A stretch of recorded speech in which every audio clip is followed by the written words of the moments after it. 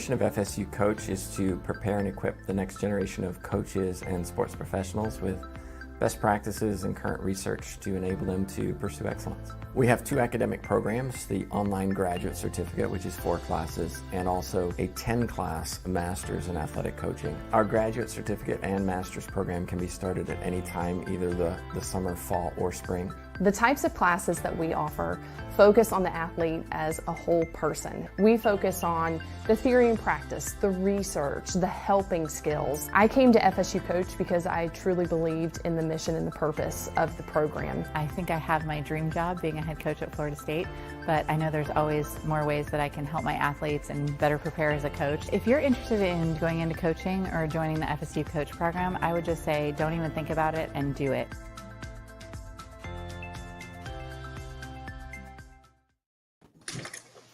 Well, good afternoon, everybody. Welcome to the Coaches Clinic. This is a collaboration between FSU Coach and USYS. Our guests this afternoon, our first session this afternoon, we have Skye Arthur-Banning and Margaret Domka, who are going to talk about athlete mental health. So I'm going to turn it over to you two and just let you take it away. And then, of course, if you're watching and you have questions, put them in your chat box and we'll get to them at the end of their session. Yes, good afternoon, everyone.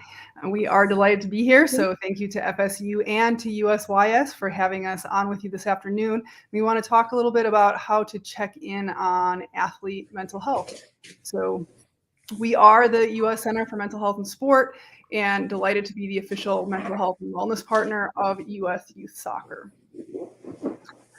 We will do some introductions momentarily, but first we're going to hop right into the meat of the information, which is that right now mental health is truly a crisis in the United States. And that's why we feel that this is such an important topic for us to be talking about. This is not something that's happening just everywhere else in the world. This is happening on our soccer fields, on our teams, in our clubs. And so we know that right now 1 in 5 youth and 1 in 5 adults as well are experiencing mental health disorders each year. This is truly a crisis that needs to be solved. And we believe that the sport community has a unique opportunity to be able to do that. But we also have a unique opportunity to help our players as well. And so, Skye, am I not in presentation mode? Nope. On my end, I am.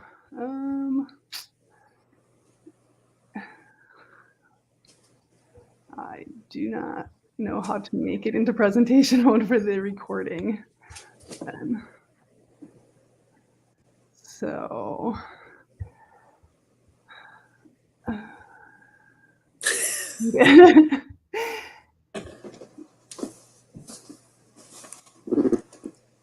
all right.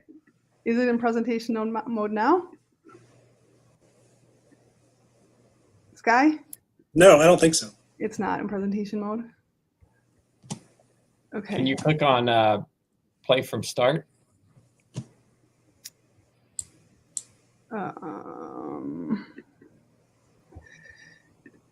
Oops. Is it there now? No. Play from start.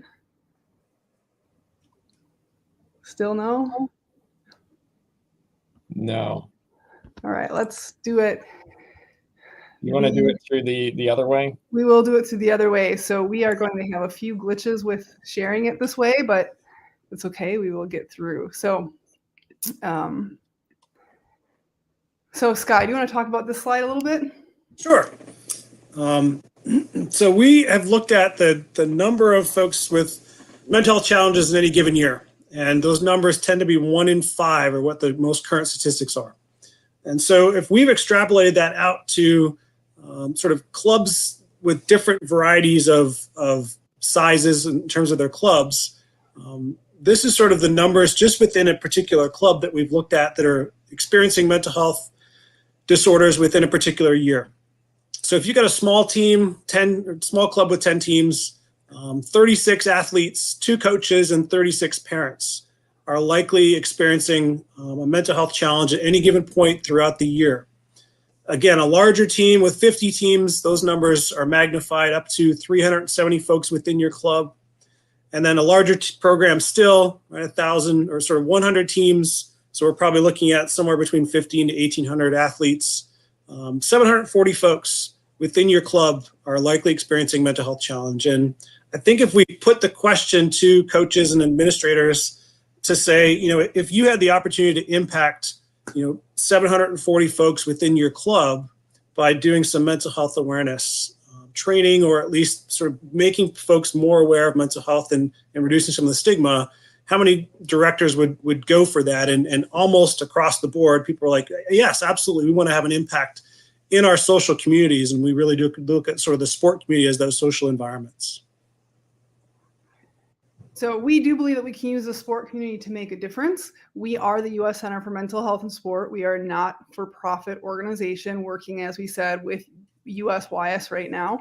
So I am the executive director of that organization. My name is Margaret Domka. I'm also currently finishing up a PhD at Clemson University, where I am doing research in mental health and sport. In addition to that, I do have a long background in soccer as well. I've always played soccer, but I've also been a referee for 30 years now.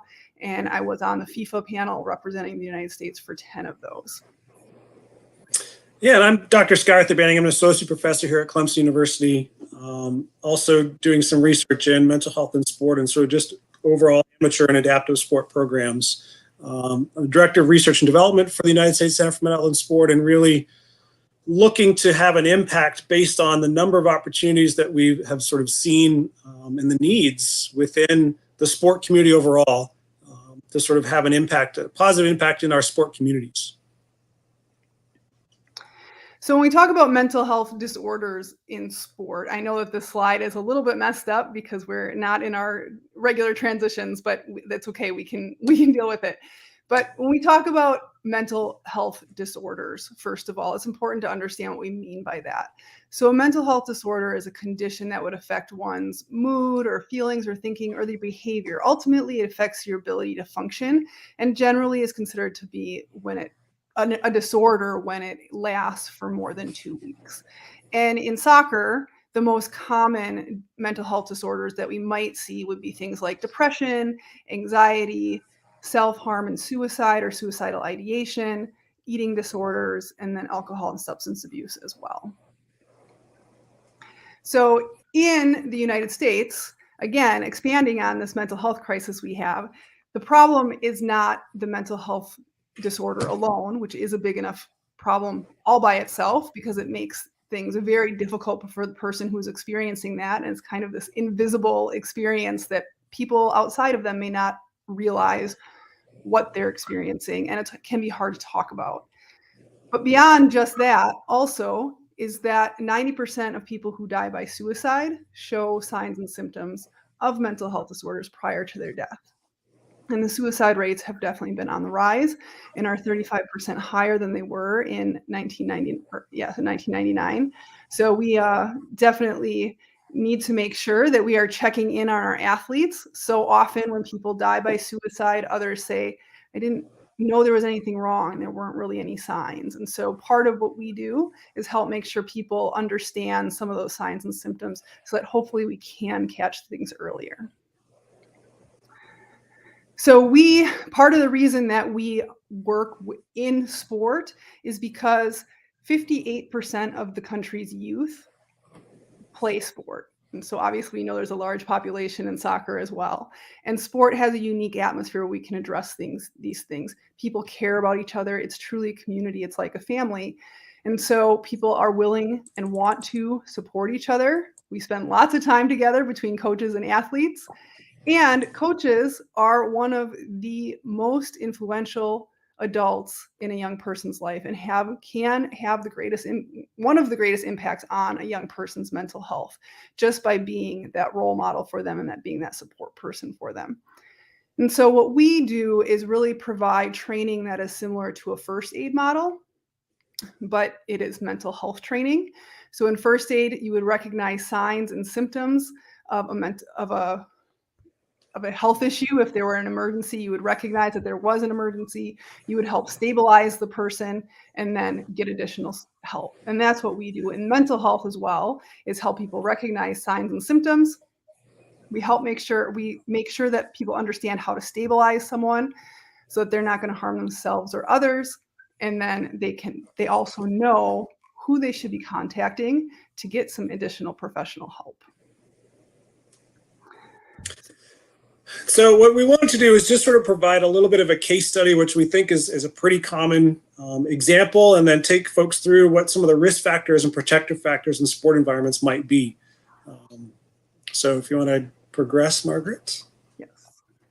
So we just came up with an example of a 17-year-old female graduating from high school in May, and she's starting university across the country, so not in her backyard. She's moving away from family and friends potentially. Her team just lost the semifinals of the regional championships, and for her, she was a fairly key player on that program. Mom has just lost her job, and this 17-year-old female has not been offered an athletic scholarship. She's going for academics to university, as 98-point-something% of athletes who do not get the athletic scholarship opportunities. So as we think through what are some of the potential risk factors that may come with those things, it really, that's a pretty common scenario, I think, for a lot of males and females at that age, that we're starting to think about university or something beyond our high school experience. We are starting to recognize that maybe that was our last chance at a national championship or at a state championship level, perhaps. And now we've got things like moving away from family, changing and difficult transitions, perhaps. Again, maybe some family pressures of finances, or simply that I'm leaving home and sort of leaving the family to fend for themselves potentially. So if we look at some of the risk factors for someone who might develop a mental health challenge, these are pretty common elements of that. And so again, we've got potential opportunities for, in this case, the athlete wasn't injured, but we absolutely had some performance pressures that's likely are now relieved potentially. Travel and time away from friends, again, moving away from campus, missing peer experiences, or even as an athlete, I probably missed all those high school experiences because I went away to these tournaments. Again, very positive in the respect of I'm going away to the tournaments, I'm representing my team or my community. But what's that? The social elements, the social lost components of I didn't get to the dance. Maybe I missed prom, things like that. There's certainly LGBTQ gender opportunities for sort of increased challenges with mental health, as well as, again, end of career. And for this 17-year-old female, this is likely her end of her career at a competitive level. Hopefully she goes into campus recreation. Hopefully she goes into maybe some adult soccer afterwards. But that really sort of exacerbates this loss of identity. I've been a soccer player at a really high level for a long time, so who am I now? And athletes, even as young as 16 and 17, are really processing and struggling through, if they lose that identity, and again, that could go back potentially to injury, then who am I? Because I've always been a soccer player, and now I no longer am. The good thing about sport, though, is that it provides some protective factors. And so, as Margaret said, we know that we spend upwards of 20 hours a week with, or potentially more, with these coaches, with this sport family. And that environment in and of itself can be really, really important in being able to help identify some of the challenges that folks face. Right? Margaret mentioned 2 most important non-parental adults in a kid's life: coaches and teachers. And so our philosophy is, if we can teach those folks who are interacting with these athletes, or potentially interacting with parents, 20 plus hours a week, to identify some of these mental health challenges, perhaps we can have a greater impact in our community on mental health. We certainly see elements of physical activity in sport itself, just promotes positive, healthy activities and reduces stress and anxiety. In some cases, again, if coaches are putting that stress and anxiety on athletes, that protective factor goes away. And that's really what we want to be talking about is, as a coach, am I contributing to these protective factors, or am I detracting from them and actually putting more risk factors on my athletes by pushing them to compete against one another, which in and of itself isn't a bad thing. But if we're doing multiple elements of these, right, you're going to lose your spot. Which therefore means I lose my identity, or things like that. That becomes really challenging. And sort of how do we approach those in a positive way? And again, just the fun and the camaraderie of the social inclusion. We know that females tend to sort of focus on those things more than the males do in the sporting environments. That doesn't mean the males shouldn't have those things. It just means that they likely are approaching them differently.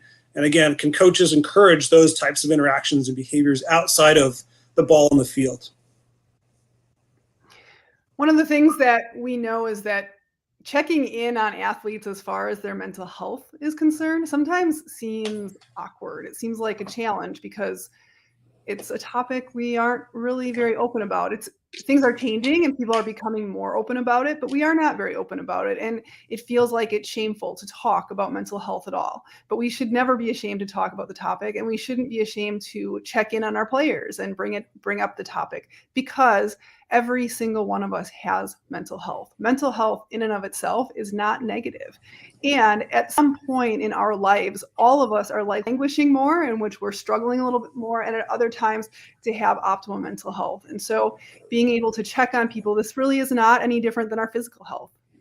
We all know that in sport, we get injured and then we get better. And so there's times that our bodies physically are in great shape, and there's other times that we have injuries, we have to recover, we have to get better. And we have a support system to help us do that. And certainly our coaches check in on, all of you as coaches check in on your players when they're injured. So we should do the same with our players too, when we feel like they may be struggling with some mental health challenges.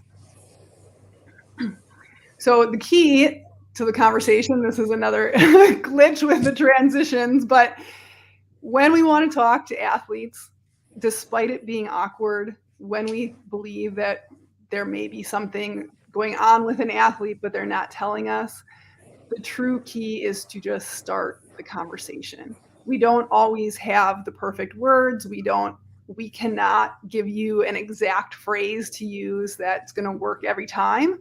But the main thing is to start the conversation. And by asking players how they're doing and checking in on their mental health, and not just asking if they're physically ready to go and 100%, but asking if they also are feeling happy, feeling motivated, feeling good about themselves. This in and of itself can let them know that you care enough to ask these questions. And we know that all of you as coaches do care that much, but it just can be hard to come up with the right words. But starting the conversation is the most important thing. In sport, we tend to have a culture of toughness. We always want to be able to perform. We want to be at 100%, so we don't let down our barriers. We want the world to see that we are competitors. But sometimes when it comes to mental health, that builds stigma. So it makes it harder for people to be able to talk about mental health if we are constantly focused on performance. So this is a quick look at what we do at our organization, but also why we are bringing to you this topic of checking in on your athletes, because we do believe that as coaches, you are one of the first line of defense with any mental health issues. If an athlete is struggling with mental health, it is not likely that it's going to be an expert who's going to notice that first. It is going to be the people that they spend the most time with day after day who are going to notice when their moods change or their behaviors change. And so you are the first ones that can help. And the way you can help is by asking questions and just letting them know that you care. What we do is provide training, pathways, and resources. So we do mental health training. We provide pathways to other professional mental health support if it is needed. And we also provide additional education sessions and resources and webinars and support groups for coaches and different things like that, to make sure that those who are in that triangle supporting the athletes as the center circle, that they know, that all of you know what to do. You know, you have a better sense of what the signs and symptoms are, but you also know what to say. We've talked to a lot of coaches who've said, I recognize that there's probably a problem with one of my players' mental health, but I'm afraid to ask the question because I don't know how to respond. I don't know what to do if they say, yes, there's a problem. I don't know where to go or who to ask. So this is part of what we do and why we're here with you today. We do recognize, though, that athletes are not the only ones who could struggle with mental health issues. It could be the coaches. It could be all of you as coaches that are struggling. It could be parents that are struggling. It could be, and we have separate images here, but they're not going to show up. But it could be it could be peers of athletes or siblings of athletes. We consider everyone to be part of this sport community. So anyone, we can be asking these questions to anyone. It doesn't just have to be the athletes themselves. Skye, I'll let you take it from here. Yeah, and so, I mean, one of the examples that we've chatted about with folks is, we can be using the sport environment to help a family and an athlete through a divorce, right? Again, really nothing to do with the sport itself, but using that sport family. And again, as Margaret talked about, who's in the middle of the triangle, who's around the outside of the triangle, and how can we use that sport family to help support, mom, dad, and athlete through that divorce process. Again, as long as we recognize the signs and symptoms of how to provide support. So what we wanted to do now is just take folks through a little bit of sort of depression training, a little bit of our thought process as to how we might approach some of these things. So Margaret said a couple of times, what can we ask? What are the types of things we can say? And so we're going to take you through some of the signs and symptoms of depression a little bit, and then get into how do we check in, right? So first, before we need to know how to check in, we need to be knowing sort of what signs and symptoms. If we're looking at a broken leg, I can look at a leg that's bent the wrong way and know that doesn't look right. And that's a really easy sign for me to check in. But it's much more difficult with mental health. And so, having an awareness of some of these things should be able to help folks think through it. And then, as I said, closer to the end, we'll actually bring up what are the types of things we could be asking that might be more supportive or appear more supportive to that particular individual. And so as we go through these things, we kind of break them down a little bit by emotions and moods and some of the physical signs and symptoms just as we get into it. So the mood or emotions, right, we can pick up on this. And again, we have to think about these things as we're looking through them individually, but also collectively. And as Margaret said, we all are going to show up to a practice session where we're a little bit irritated, something bad just happened. That doesn't mean we're going through depression.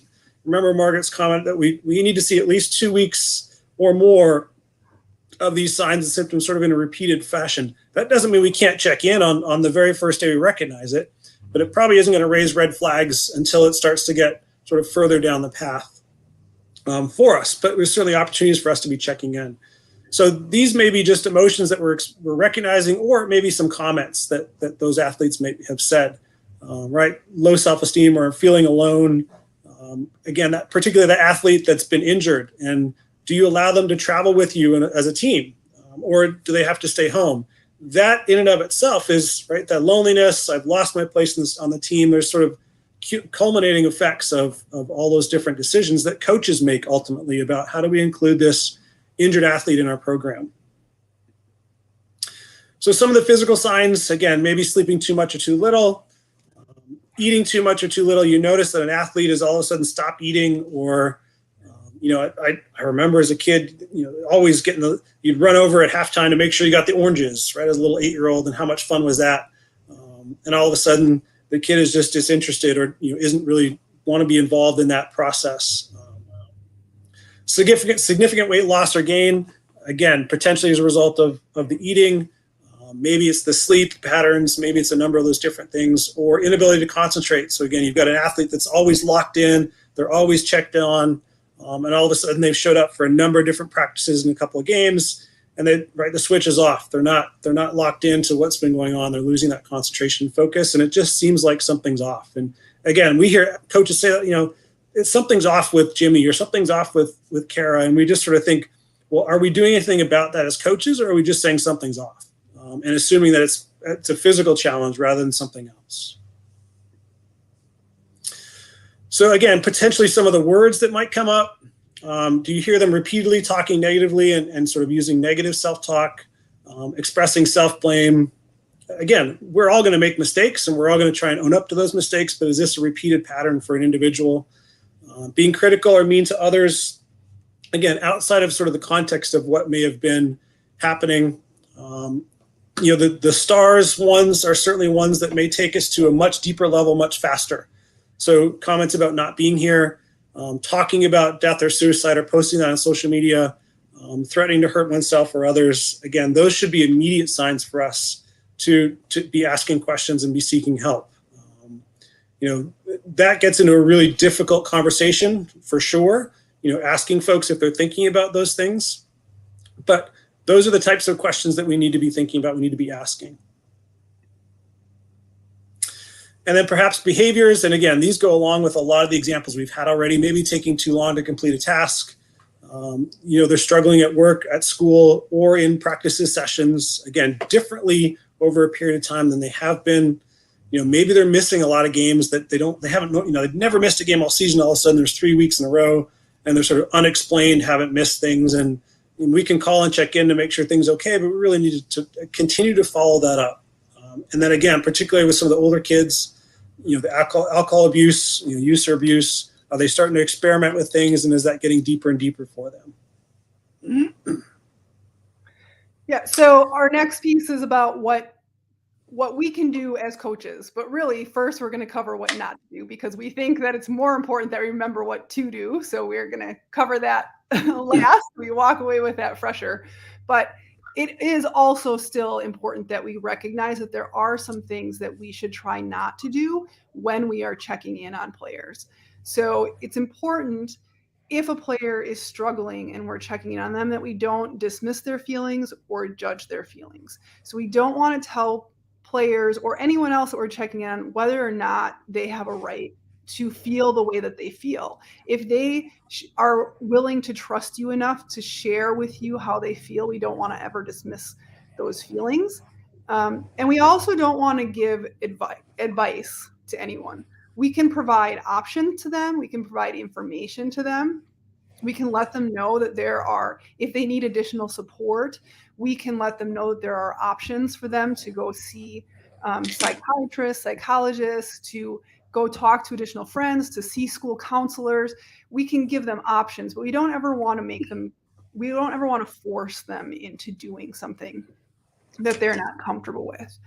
So likewise, we don't want to threaten consequences either. So sometimes in a sport context, it could be tempting to say, well, if you don't just cheer up and smile, then you're going to sit the bench for the next game. And if someone is truly struggling with a mental health challenge, that isn't going to help them. That's really going to make it worse. And even if it appears that they respond well, it might mean that it's covered up just a layer deeper so that it's harder to access in the future. And I would say that is, if we were to compare that to a physical ailment, if someone were to get injured seriously, like break a leg or break an arm or something, and just cover it up, then eventually when we try to go and fix that arm or leg that we have not told anyone has been injured and have been trying to play on it for a long time, now that injury is way worse and the recovery takes much longer. And so we could say that the same thing could happen with mental health as well, that if we don't respond with authenticity and with avoiding judgment, that again, players may just cover that up, and it could be that much harder for them to recover from some of these mental health issues that they might be facing. So we want to avoid making promises that can't be kept. So we don't want to say things to them like, well, tomorrow I know it's going to be way better. And I mean, maybe there was a breakup, boyfriend, girlfriend, whatever it is, that there was a breakup, and we can't say, well, I know that by tomorrow everything's going to be fine again. You're going to be totally okay. And we don't know that that's going to happen. So we don't want to make those kind of promises. We want to avoid agreeing with their negative thoughts. We can listen to them. We can acknowledge them. But we don't want to agree with their negative thoughts, because we want to always be giving them hope. And it is very important that this is a piece that as a society we're not very good at, is recognizing that depression is a medical condition. Depression is not a choice to not smile. Depression is a medical condition that needs support and needs assistance with recovery, just like a physical injury needs a chance to recover. Sometimes a physical injury needs a doctor to recover, and sometimes it doesn't. Sometimes a mental health issue needs a doctor to recover, and sometimes it doesn't, but that doesn't mean that it's not a health issue. So then on to the positives. This is what we should do. When we are checking in on a player, this is how we want to ask. Or these are some of the types of comments that we want to include. Is we want to make sure that we validate what their experience is. So just letting them know that they have a right to be feeling the way that they're feeling. And it makes sense that they're feeling that way. It can help someone so much to feel like, on top of feeling sad, I'm also like, these are outrageous thoughts. We want them to feel like what they're feeling is a validated thought. We can also say things like, tell me more about something, or how can I best support you? And would it be helpful to hear what helped me? Notice that all of these statements that we've provided as examples, none of them are judgmental statements. And also, none of them are saying to the player or whoever it is that we're talking to, we're not saying to them, you're sad and you're depressed and you need to fix it. Even if we said those things out of caring, it may sound judgmental. So instead, we might approach them with, I'm concerned about you because, or I've noticed that your behavior seems to change. So we really want to make sure that our check-ins are very positive. Skye, do you have anything to add there? Yeah, I mean, I think the language is important for us, but the most important piece is to start that conversation.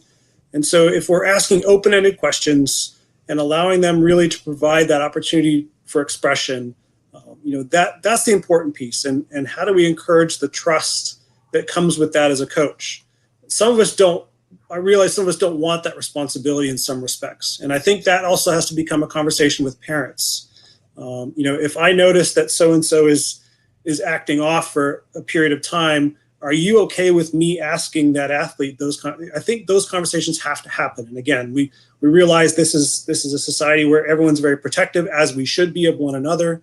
But just, again, thinking through as an administrator, how do we approach these conversations? It really can't just be a one-on-one. It should be, right, where everyone within our club are trying to have this cultural shift toward more positive mental health.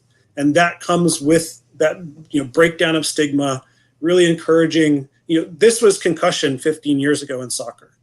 I don't want to tell coach because it means he's not going to play me. I don't want to tell the doctor because it means I don't get to continue participating, even though I know that this is probably what's best for me in terms of my health. And so can we open up those avenues for folks, athletes or otherwise, to say, you know what, there's something wrong with me and I need to help sort that out. Maybe that becomes you, maybe that becomes someone else. Yeah. So one thing that it is also important to recognize is that when we check in on players or when we check in on another coach, a peer coach or a parent, that doesn't always mean that they're going to be willing to talk to us about it. That does not mean that we shouldn't have checked in. But we also can't force someone to talk to us. What we should do if we check in on someone and they don't want to talk to us, instead of trying to force that, we should just leave the door open, let them know they're more than welcome to talk to us at any time. We can also provide them with a safe space to talk. Maybe they don't want to talk out at the soccer field, but maybe they would meet you for coffee one day at a coffee shop or something, and takes them completely out of the sport environment where it might be easier for them to talk. So, or it might be that they need to talk to someone else. You may not be the person, and we shouldn't be offended by that. Sometimes people who are the closest to us are the ones that want to talk to us the least because they don't want to hurt us. They feel like if they are struggling with a mental health issue, that's going to bother us. And so they'd rather talk to someone who maybe isn't quite as connected to them. So we should never be offended by that, but we just want to make sure that we continue keeping the door open and supporting them regardless of whether or not they're ready to talk right at the moment we check in. The check-in is still important. It starts them thinking that there are options and ways that they can talk about these things, even if they don't do it right at that moment.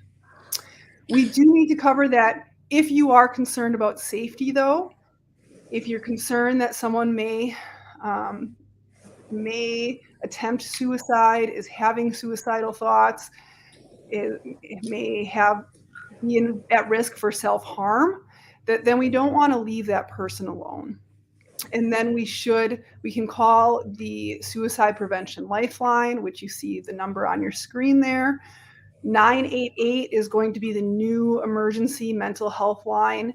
It is not completely up and running yet, but that is a huge push by the government right now, is to get that up and running fully, so that not only 911 is an option, but often they're more focused on other types of emergencies. So 988 would be a great number to call for mental health emergencies. But for right now, 911 or the National Suicide Prevention Lifeline.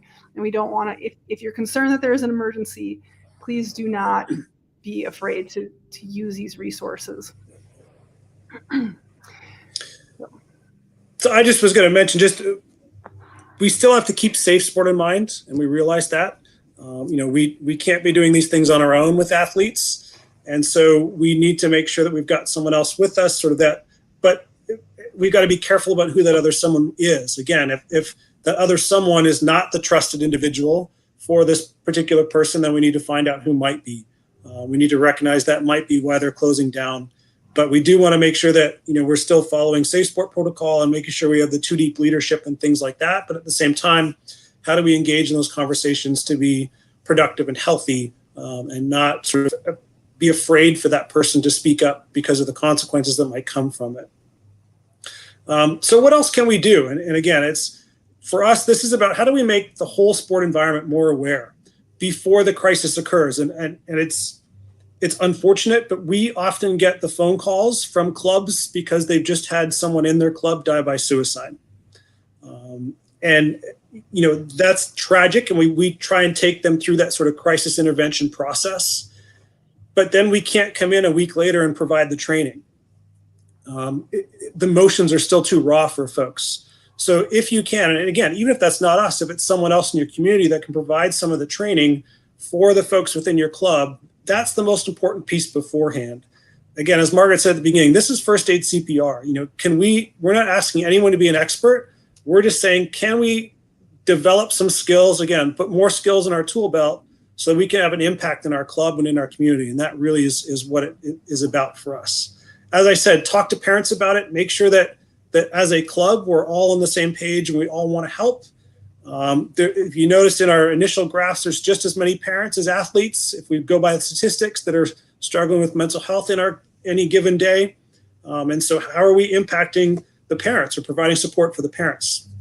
And we've continued to encourage, based on a lot of the European clubs that have sort of a sport chaplain or a sort of a sport sociologist person, doesn't have to be a professional individual, but probably someone with a little bit more training, to be that team mom or team dad in sort of that social environment. So we've got them to make sure they have the passes and all those other things. Do we have someone within our club that we know that we can go to? Maybe it's even bypassing the coach, to have a conversation about our mental health and sort of the avenues of support we might seek within that.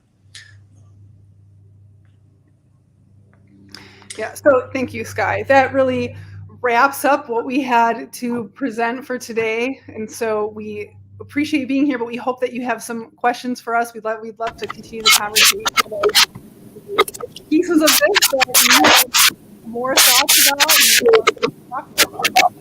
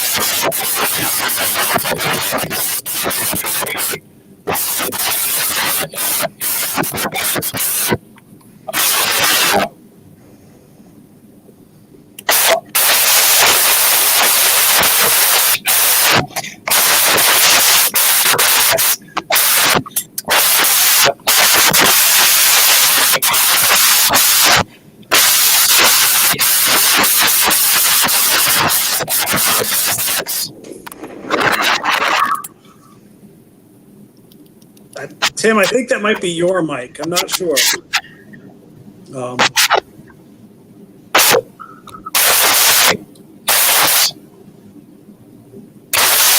We good? We can answer questions. So I think to answer the question, am I fuzzy as well?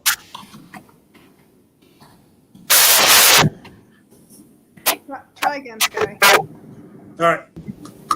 I think to answer the question for us was, one of the pieces that's important. Yes, Christian, I think you're right. Tim, I think it is your mic. There we go. So for us, again, as a coach, we have to be thinking about self-care and, how are we taking care of ourselves? We need to be thinking about our athletes, but ultimately we need to be thinking about self-care as well. And how are we taking care of one another? Maybe that's our own coach structure, but it's obviously difficult when you're trying to balance family, athletes, right? All those other pieces. And so similar to if you've witnessed a crisis in a first aid situation, there's always talk about, okay, how have you dealt with that? In a mental health scenario, we need to do the same thing, right? It's okay to go talk to other folks about one of my athletes is really struggling and that really was difficult for me as a coach. And so we've got coach seminars that are running once a week for coaches to get on and really just have those conversations. We've got a licensed social worker that sort of takes coaches through. It's a 4-week seminar, if you will, to sort of establish some relationships. But we sort of encourage those self-taught conversations to really allow coaches the opportunity. And so you can sign up for that on our website. But really, again, that doesn't have to be with us, but it could be with someone else. Maybe it's just 3 or 4 coaches getting together who happen to witness a particular crisis and have a conversation amongst yourselves, so that you can kind of all start to feel like, you're processing it, but also you're not the only one that are experiencing those emotions. Yeah, and Skye, I would say that is, again, it comes back to being really similar as to mental health. If we process these mental health things the same way we process physical health, I think I said mental health twice, but if we process mental health in the same way that we process physical health, if we are a coach or we are an athlete and we know that there is an injury, whether it's ourselves or someone else, it's not easy to take the time off, to take the time away to get better. But we also know that if we don't take the time to recover from an injury, it's going to mean that in the long run, it's going to be even more time. If this injury gets more severe, it's more serious, we're going to be forced to take even more time. So as much as that's difficult, and again, I think that part of this comes from building our communities. If we're one person in an entire club who believes that mental health is important, this is much harder to do. If we build entire communities who believe that mental health is important, it makes it easier for athletes and coaches and parents all to be able to say, I need my moment to step away. I need my time to recover. And then we don't have to try to balance as much because we don't have to cover this up. We can start treating it the same way we would treat any other injury, that we can say it's completely acceptable to have time to recover and not have to keep up the same schedule while we're going through that process. Are there other questions? So we do have, we can continue here. Christian, unless there are other questions. We have. Looks like nothing yet. Okay, we have just a couple more slides for takeaways because we always like to leave with the couple last points that we think are the most important for takeaways. Let's do it. So first of all, we want to remind you, as our primary takeaway, is that it is really important to have access to some kind of mental health training for your sport community. So it's great that you are on here today, you're watching this presentation, but as we've said earlier, it takes more than just one person to be able to change the community that we have. And so getting in contact with the state organization, with your local club, we certainly have services that we can provide as well, but being in contact with a group who can help you make sure that this is a community-wide effort. Skye, you want to take this one? Yeah, and as we've talked about, right? I mean, the whole thing is about, are we checking in on folks regularly? Can we start the conversation? I had a graduate student from the Netherlands who, when he first showed up in the U.S. and people were asking him how he was, as in passing, he realized that people didn't really care how he was. It was just a question that we asked one another. And so again, if you're asking someone, genuinely ask them and take the time to listen, because oftentimes that feedback that they're giving you becomes really important feedback, and they're asking you for help. They may be not directly asking you, but sort of the comments they're making, might be an indication that they are asking just are either too ashamed or too shy to ask. So make sure we're checking in. And that's, again, simply how are things today? How'd the day go? Those sorts of things. And our last one is making sure that we ensure our community has access to the mental health and sport resources before a crisis comes. So we talked about in our first point that the mental health training piece is important, getting that community training, but in addition to that, having access to social workers, to counselors, to different community resources that we have, and making sure that we have set up before a crisis. Hopefully by having it set up before a crisis, the crisis will never come, but after a crisis is too late.